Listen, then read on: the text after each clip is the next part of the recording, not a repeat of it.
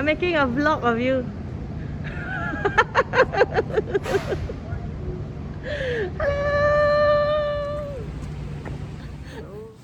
Okay, welcome to Bilberries Blue.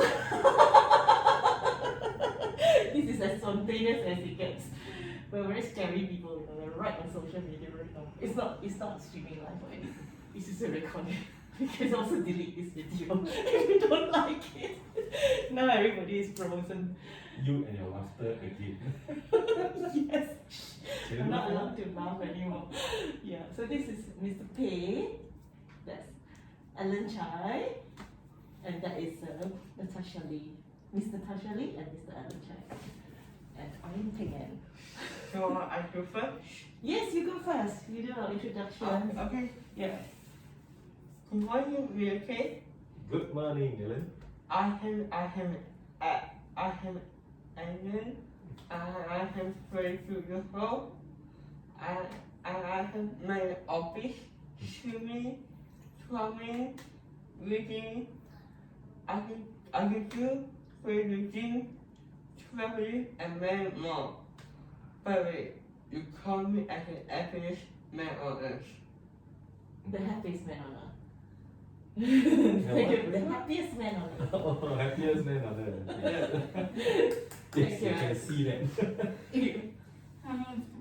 I am Natasha. I just graduated last year from ITE and I have been reading the newspapers, I've been reading storybooks, I've been going to the gym, doing my arts and crafts. I actually took up a sign language course a few weeks ago, so I'm doing that right now. That's good. So what program do we have today? We have so many. Sorry? We have so many programs. Oh, so many. So many. We have an itinerary. Yeah. This is our Bilberries Blue open studios. Yeah, you are our second guest. So, and we will show essentially how this space is designed to support work-life integration, sustainable entrepreneurism, full inclusion, amongst other things. But essentially, and creativity and innovation in workplaces, and where we're very comfortable with our friends and family, you know, children or elderly who come and visit us are also feeling very comfortable. So it's a small space, but it's we hope to demonstrate that it's a pattern language of such a workplaces of dignity, I suppose. Yeah. Okay. No. Mr. Can you tell us something about yourself? In the capacity that you're able to tell us. Is it still recording? Okay. Yeah. So this is our sustainability apprentices. So after we finish our higher education, whichever track you're on, then we have basically now co-creating with them, with our apprentices, how the program, how the training, I guess, the sustainability skills development would look like. So one part of the job is program development, the program development of your own program, the apprenticeship program. Just like when we were the pioneers of the internship program, so they're the graduates of our internship program as well. Yeah, and then the components that we have are essentially you have your personal itinerary time, then you have the program development itself, okay? And this one we've woven something global in the program, which we have started separately, a youth stewardship program, and Ms Natasha will also participate in that with the global youth stewards from different, we have Malaysia now, Philippines, the Kenyan group is in cohort 2, and we have the Hong Kong students as well, cohort 2, and then one other group is from Japan. So these are the program partners that we've working with on the youth stewardship. So for and then Bilberries Blue this is the open studios because we're going to have to close this studio, and then we're hoping to recreate it into Bilberries Blue lighthouses all over the island to basically create the full inclusion and safe places that weaves between nature and human nature, and regarding how we create new opportunities during the pandemic. So instead of hiding in the house and waiting, we are going out but creating all these safe social ecological corridors. Okay? And then we are then applying the best of ourselves together to figure out how we're going to create positive things, you know, in the society and economies as well. So it's very important there is economic empowerment. So this forms like our Bilberries Blue's own economic development plan for 5 years, and it's basically local stewardship and resilience. So once we have the Bilberries Blue lighthouses, then essentially the urban mobility of Alan and Tasha, and hopefully more friends, or colleagues, I would say, you know, this is their work, your work. So then you can travel safely within the Singapore island, where then you become lighthouse keepers. That's one of the projects that you do. There are many things you will do. So yeah. So Ms. Peh, do you have any questions about that? I know I went. Why the name Blueberry? Wow. Okay. Okay, I'm trying to keep the video short, but okay, maybe why the name Bilberries Blue? Okay. This is like maybe the third. This season starts the fourth season of Bilberries Blue. Bilberries Blue actually started as to join management consultants. Okay. Then the first part was started in 2000. I wanted to be a mom, and I became a mom in 2003. But before I wanted to become a mom, I have to prepare myself. I told myself, so I said, okay, I will. I don't have a voice, so I did a lot of art. Although I have a lot of experience and knowledge and professional qualification, I didn't feel I have an authentic voice. And if you don't have that, it's very hard to nurture children. For me, you know, like I couldn't get, because I was away for a very long time. I was 11 years in London and UK and US. So I had become maybe detached from my roots. Yeah, it happened to me. Now I'm okay again. I've switched back again. But at that time it was very real. It was very real. I would come back and I felt I don't know anything. That's like a whole reverse culture shock. It was very real. So the art was very necessary for me. And then of course a few later our daughter arrived, and so I created a home office in our current home. It's primarily a library. Okay, so and I was able to publish my first book.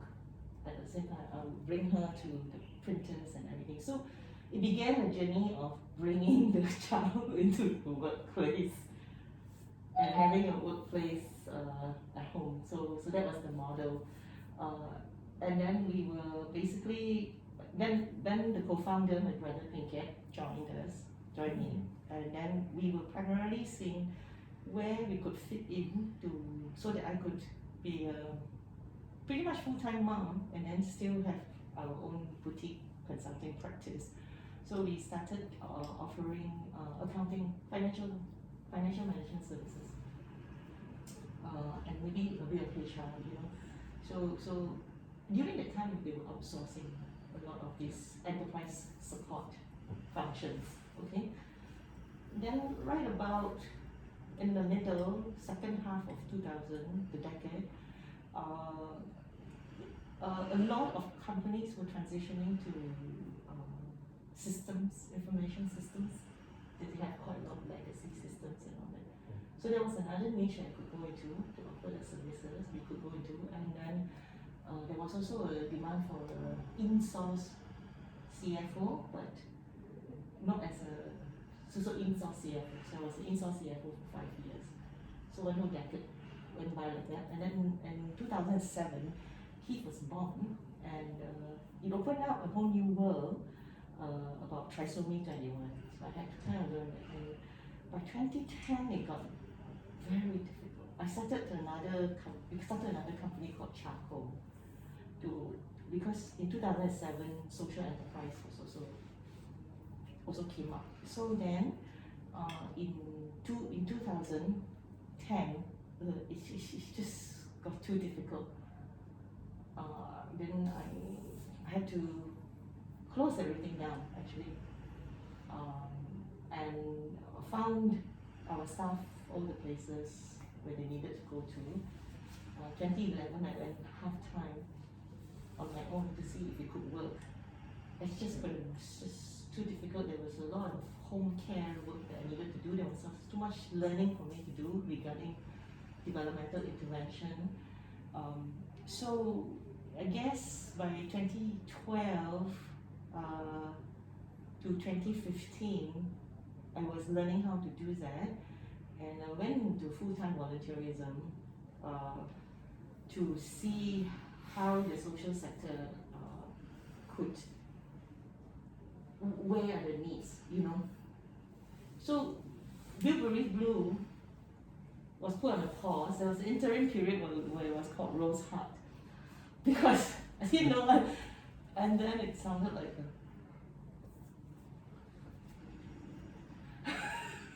I don't know, one of my staff who has been with me for a long time, she said, no boss, cannot, this name cannot. Okay, this name cannot, yeah. After a while, we're like, okay, we're not a not-for-profit, but in 2014 we started a not-for-profit as well, called One Love, and we did programs through it. So that's a CLG. So along the way we started many companies because we were responding to the needs of ourselves and society as well, you know. So then it became a pattern, right? It's quite empowering, although it seemed like a struggle. So in 2016, when I have settled everything, learned about full inclusion, etc., I said, it cannot be a management consulting company anymore. Okay, so it's a very long story, but the next time I'll keep it a bit shorter. But since Mr. Peh is here, we'll torture him so that this can be recorded with some. So he's nodding to somebody. So it's very important when we tell stories, there's an audience. We will have to feed him so that he feels as if he's not a prop.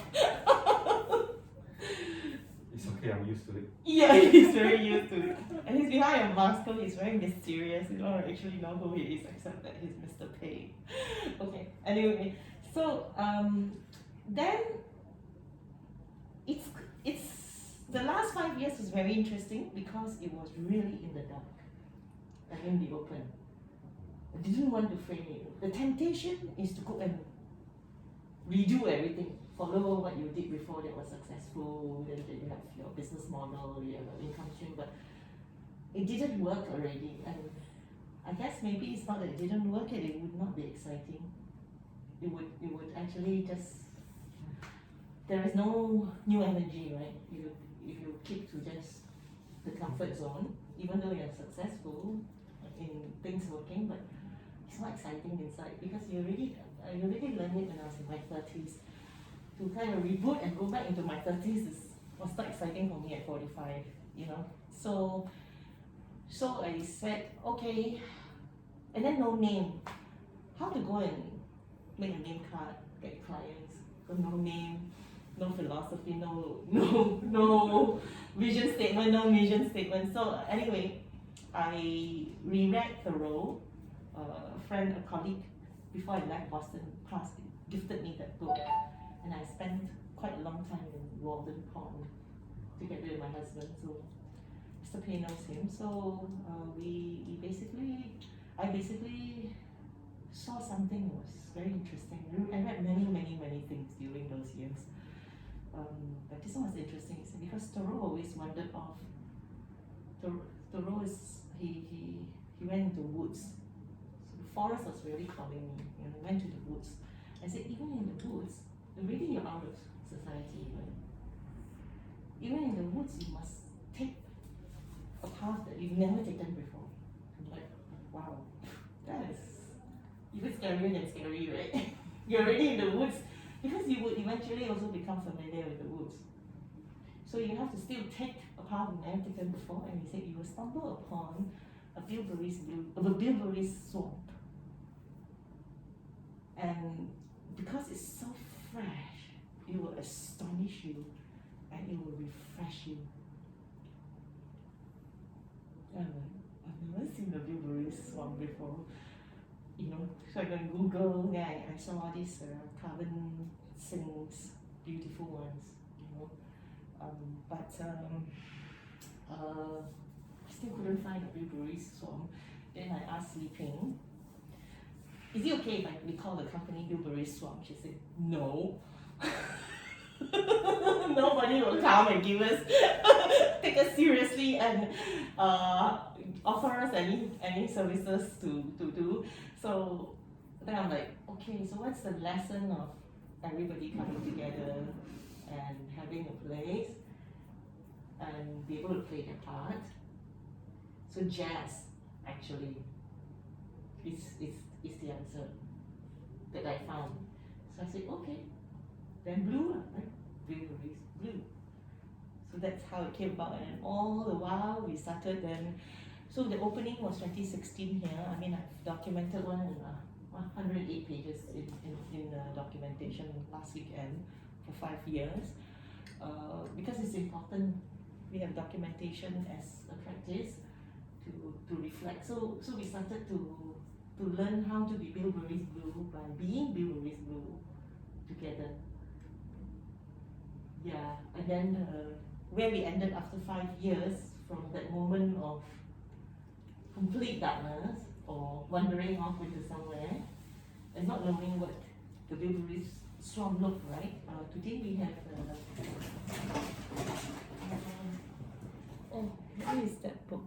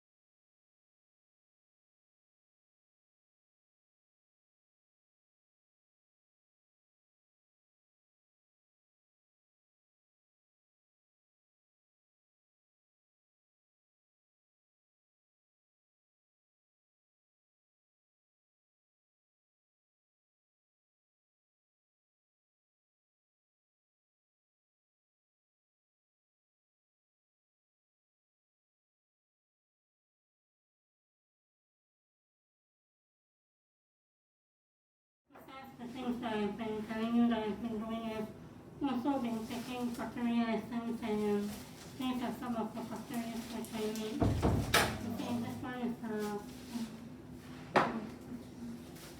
and then I think I made my Okay, that's nice. and then this is more like a sugar bowl action. So yeah, I do enjoy my pottery lessons, especially I really do. I have to say out of the three, this one is my favorite one. Because I actually got this from a live show which I was watching. I can't really explain myself what, but I really like this one a lot.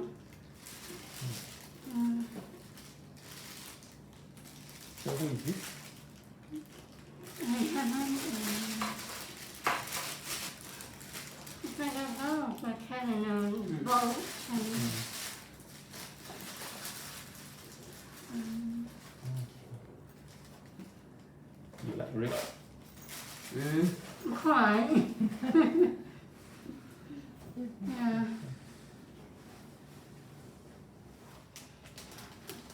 Yeah.